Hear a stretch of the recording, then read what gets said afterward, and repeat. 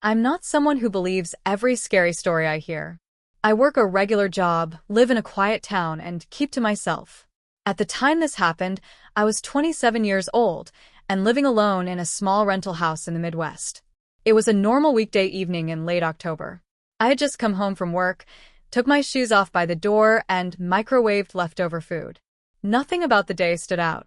No stress. No bad mood. Just routine. Outside, the neighborhood was calm. Porch lights were on. A few cars passed by. Somewhere down the street, kids were laughing as they walked home from an early Halloween event at the school. Everything felt familiar and safe. I remember sitting on my couch, scrolling through my phone, half watching the TV. That's when I heard a sound from the back of the house. It wasn't loud, just a soft thud. At first, I ignored it. Old houses make noise. The weather had been changing, and the wind had picked up. I told myself it was probably a branch brushing the siding or something falling in the yard. A few minutes later, I heard it again. This time, it sounded closer, more controlled, like something had been moved. I muted the TV and listened. The house went quiet. I checked the time. It was just after 9 p.m. Still early. Still normal. I walked to the kitchen and looked out the window toward the backyard. The motion light was off. Nothing moved. The fence line looked the same as always. I didn't see anyone. As I turned away from the window, I noticed something small that made my stomach tighten. The back door was unlocked. I clearly remembered locking it when I got home. I always did. It was a habit I never broke. I stood there for a moment, staring at the handle, trying to convince myself I was mistaken. Then I saw dirt on the floor near the door. Fresh footprints. Not mine. They didn't lead out of the house. They led farther inside. I stood completely still, listening to my own breathing, suddenly aware of how quiet everything had become. No te ve. No wind. No distant cars. Just silence. That was when I realized something else. I wasn't alone in the house anymore. The house I was living in sat at the edge of a quiet residential block, not far from a cornfield that stretched behind the neighborhood. It was a small, single-story place with thin walls and old wooden floors that creaked when the temperature changed. Nothing about it felt scary. It was cheap, close to my job, and temporary. That was the only reason I lived there. This happened on a weeknight in late October. It was cool outside, the kind of cold that makes the air feel dry and sharp. The sun had gone down early, and by the time I got home, the streetlights were already on. Most of my neighbors kept to themselves. A few families, a retired couple, and one rental house that was usually empty. Nights were normally quiet. I had been working late that day and came home tired. My plan was simple. Eat, shower, and go to bed early. I didn't have guests coming over. No deliveries scheduled. No reason for anyone to be at my house. I lived alone, and I preferred it that way. Inside, the house was dim but familiar. The living room light cast a soft glow down the hallway. The kitchen smelled faintly like old wood and cleaning spray. I left my phone charging on the counter and didn't think much about it. I wasn't expecting any calls. The backyard was separated from the field by a weak wooden fence that had been there longer than I had. Beyond it, there were no houses, just open land and a tree line in the distance. During the day, it felt peaceful. At night, it went completely dark. Earlier that evening, I had taken the trash out back. I remembered clearly locking the door behind me because the latch sometimes stuck if you didn't turn it all the way. I even checked it twice, out of habit. That memory was clear in my head. There was no storm, no strong wind, nothing that would explain movement or noise. The house wasn't settling. The heater wasn't on yet. Everything should have been still. The only other person connected to the house was the landlord, and he lived 2 towns over. He never showed up without notice. He didn't have a key for emergencies anymore. I had changed the locks after moving in, with his permission. Standing there in the kitchen, I tried to slow my breathing and think logically. Maybe I forgot to lock the door. Maybe I had stepped in dirt earlier and didn't remember. I told myself not to panic over something small. But the longer I stood there, the more aware I became of how exposed the house felt. The hallway stretched back toward the bedrooms, dark and silent. Every door was open, exactly how I had left them. Nothing looked out of place. Nothing looked broken. That almost made it worse. I stayed in the kitchen for a moment, trying to convince myself there was a normal explanation. I locked the back door and wiped my shoes on the mat, even though I hadn't gone outside again. It felt like something I should do, just to regain a little control. As I turned the lock, I noticed the handle was slightly warm. That didn't make sense. The air inside the house was cool, and no sunlight reached the door at night. I told myself it could be from earlier, from when I took the trash out, but the thought didn't sit right. I walked back toward the living room. Each step sounded louder than it should have. The wooden floor creaked in places it normally didn't. I moved slower, listening between steps. That's when I heard another noise. It came from the hallway. A soft scrape, like a shoe brushing against the floor. I stopped and waited. The sound didn't repeat. The house went quiet again, but the silence felt different now. Heavy, like it was being held in place. I checked my phone. No new messages. No missed calls. The signal was fine. I considered calling someone, just to have another voice in the room, but I didn't want to sound stupid over nothing. I turned on the hallway light. The bulb flickered once before staying on. The hallway looked exactly the same as always. Doors open. No movement. No shadows. Still, I felt watched. It wasn't a sudden fear. It crept in slowly, the kind that settles in your chest and doesn't go away. I kept my eyes forward and avoided looking into the darker corners of the rooms as I passed them. From the guest bedroom, I heard something else. A quiet exhale. It was short, controlled. Not like a sigh from the house settling. It sounded like someone trying not to make noise. My heart started beating faster, but I didn't run. I stood there listening. I told myself it could be air moving through the vents, even though the system was off. I took one step closer to the bedroom door. The sound stopped.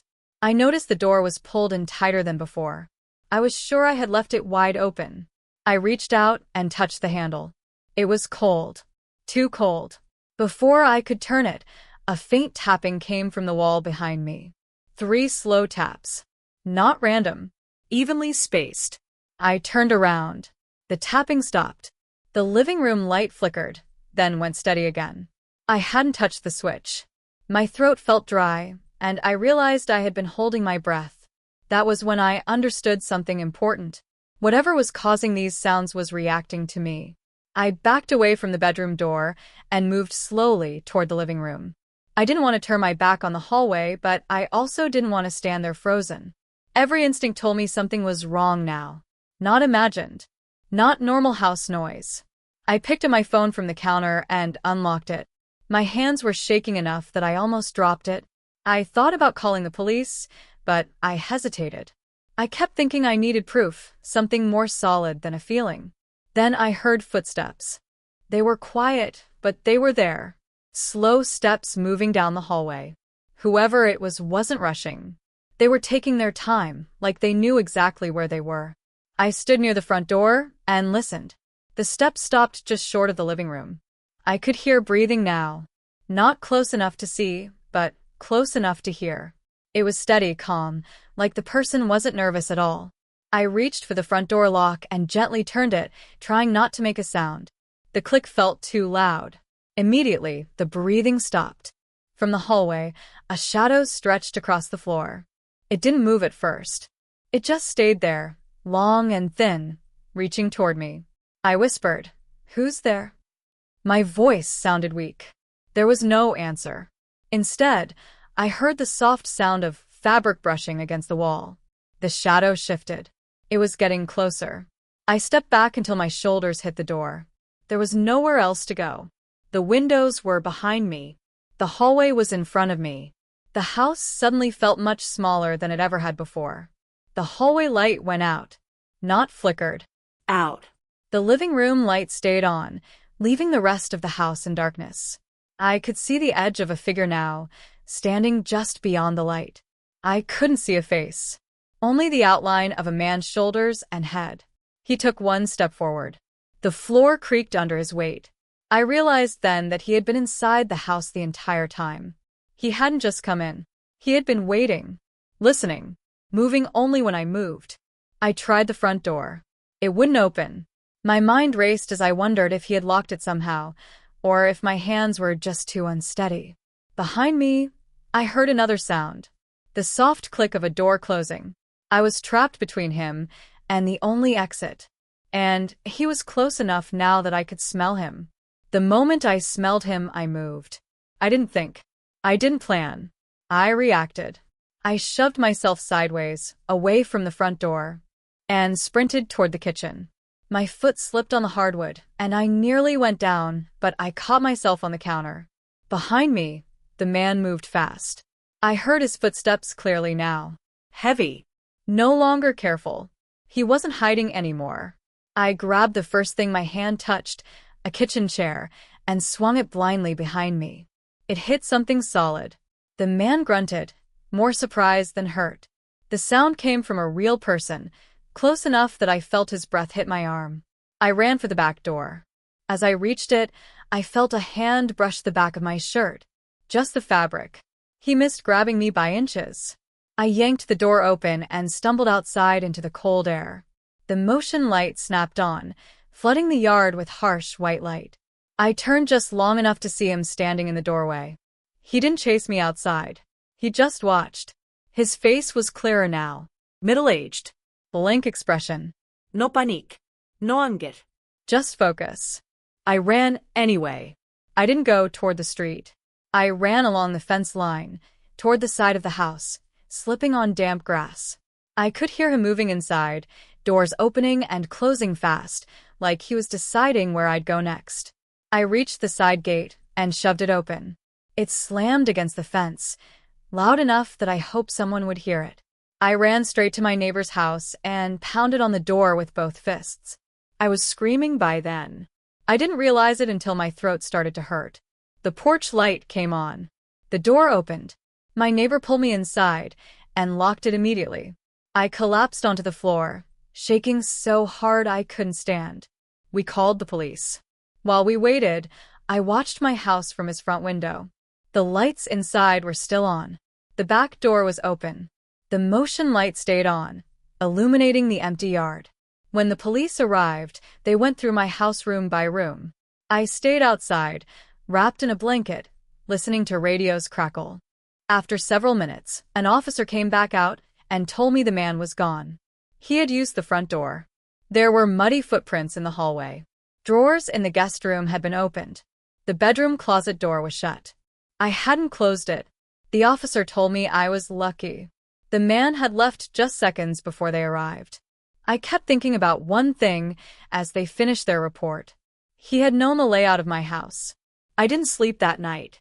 I stayed at my neighbor's house while the police finished their work and locked my doors again. They told me they would patrol the area for the rest of the night, but they couldn't promise anything more than that. The next morning, I went back to my house with an officer to check the damage. Seeing it in daylight made everything feel unreal, like it had happened to someone else. The rooms looked normal at first glance. Nothing was broken. Nothing stolen. Then we went into the guest bedroom. The officer pointed to the closet. The door was still closed, just like I remembered. He opened it slowly. Inside, the floor was scuffed. Not old marks. Fresh ones. The kind made by shoes shifting weight in a tight space. At the back of the closet, behind hanging coats, was something I hadn't noticed before. A small section of drywall had been cut cleanly and pushed inward. Not broken. Cut. Behind it was a narrow crawl space that ran along the inside wall of the house. I stared at it, trying to understand what I was seeing. The officer climbed inside with a flashlight. After a few seconds, he told me to stay back. His voice had changed. It was tighter now, more serious. Inside the crawl space, they found a thin mattress pad, a half-empty water bottle, food wrappers, a phone charger plugged into an extension cord that ran through the wall. Someone had been living there. The officer told me it looked like the space had been used for weeks, maybe longer. Whoever the man was, he hadn't just broken in that night. He had been inside my house long before I ever noticed anything was wrong. That explained the warm door handle, the footsteps that knew where to stop, the way he moved without hesitation. He wasn't exploring. He was coming out. The police searched the crawl space more carefully.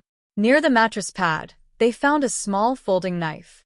Not large, not dramatic, just sharp enough, close enough to reach. Then came the detail that made my stomach drop. The man hadn't entered through the back door that night. The officer showed me a loose vent cover outside, near the foundation. It led directly into the crawl space. The back door had only been unlocked so he could leave quickly if needed. He had been watching me for days, listening to my routine, learning when I slept, when I showered, when I used my phone. That night, he didn't come inside the house. He was already there. They never found him. No fingerprints that matched anyone in the system. No cameras caught his face. The phone charger didn't belong to me, but the device it powered was gone. Before the officer left, he told me something I still think about. The mattress pad was positioned so the man could see through a small crack in the wall, directly into the hallway. He had been watching me walk past that door, probably more than once, and he had chosen that night to step out. I moved out of the house 3 days later. I didn't pack carefully. I didn't sort anything. I took what I could fit in my car and left the rest behind. The landlord didn't argue when I broke the lease. He didn't ask many questions either. For a while, I tried to convince myself it was over. The police had searched the area. The neighbors were alert. The crawl space was sealed. New locks were installed. On paper, everything was handled. But that didn't stop the feeling. In my new apartment, I started noticing small habits I couldn't break. I checked every door before bed. Then I checked them again. I kept lights on in rooms I wasn't using, just so there were no dark corners. I slept with my phone in my hand, volume turned all the way up. Sometimes late at night I would wake up for no reason at all. No noise. No dream. Just a sudden awareness, like someone had been close a moment earlier. I would sit up and listen, holding my breath, waiting for a sound that never came. The police called me once, about a month after it happened. They said they hadn't found anything new. No suspects. No reports that matched the man closely enough. The case was still open, but there was nothing to follow. Asked the officer one question before hanging up. Do you think he'll do it again? There was a pause on the line. Not long. Just long enough. He probably already has, the officer said. After that, I stopped feeling safe in places that felt familiar. I realized how easy it is to learn someone's routine. How quiet a house can be when you're trying not to be heard. How close someone can be without you knowing. Every now and then I think about that crawl space. About how small it was. About how long someone would have to lie still in the dark to avoid being noticed. And sometimes when I'm walking down my hallway at night, I still feel that same pressure in my chest. The feeling that someone is just out of sight. Listening. Waiting. I still don't know his name. I don't know where he went. And I don't know how many times he watched me before I finally noticed. I tried to move on. That's what everyone tells you to do after something like that. Change places. Change routines. Act like it's finished. A few months later, I settled into a new apartment across town. New building. Secure entrance. Cameras in the hallway. It was supposed to feel safer. And on the surface, it did. For a while. One night, I came home late from work and noticed something small by my door. A smear of dirt on the carpet, right in front of the threshold. It was faint, like someone had wiped their shoe there without meaning to. I stared at it longer than I should have. I told myself it was nothing. Inside, everything looked normal. No signs of a break-in. No doors open.